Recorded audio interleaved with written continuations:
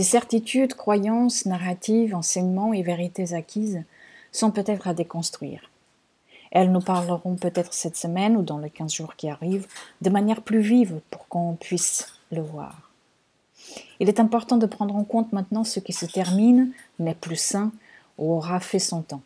Il faudra peut-être fermer une porte sur un passé proche ou lointain pour avoir le courage d'ouvrir une autre voie, encore abstraite, certes, mais déjà brodée d'espoir parce que faiseuse de liens.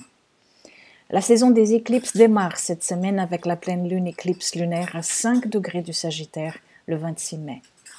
Les éclipses mettent en avant une période de 15 jours pendant laquelle des débuts et fins symboliques peuvent avoir lieu ou venir nous dire que des changements ne sont plus très loin ou sont même déjà en cours. Les dernières éclipses avec le nœud nord en Gémeaux et le nœud sud en Sagittaire ont eu lieu en 2002-2003. Si vous en avez l'âge, peut-être que ces années-là vous donneront des renseignements concernant vos questionnements d'aujourd'hui, ou peut-être vous rappelleront ce que vous avez dû déconstruire, quitter ou terminer pour reprendre autrement ou ailleurs. Quelles émotions vous ont accompagné à l'époque et quelles sont celles qui se réveillent en ce moment? Ce qui est certain, c'est qu'une boucle est maintenant bouclée, que nous soyons conscients de ça ou non.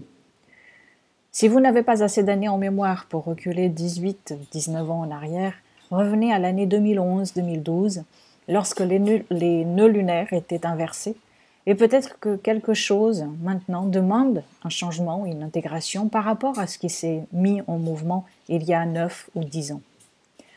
Jupiter, planète qui gouverne cette lune, est en Poisson. Nous ouvrons à la nécessité de cheminer à travers les illusions et dissoudre ce qui aura fait son temps pour pouvoir réparer, créer et croître en conscience. Collectivement, nous pourrons être submergés par une vague émotionnelle qui viendra effondrer certains de nos murs individuels et toucher une corde sensible en chacun de nous. Mais surtout, cette lune éclipse nous rappelle que notre vie est un ouroboros, que toute fin est un commencement, un éternel retour, un mouvement cyclique et une totalité qui se vit à différents niveaux. Les forces chtoniennes engendrent et attirent les forces transcendantes qui à leur tour verticalisent et protègent celles qui sont à l'origine de tout.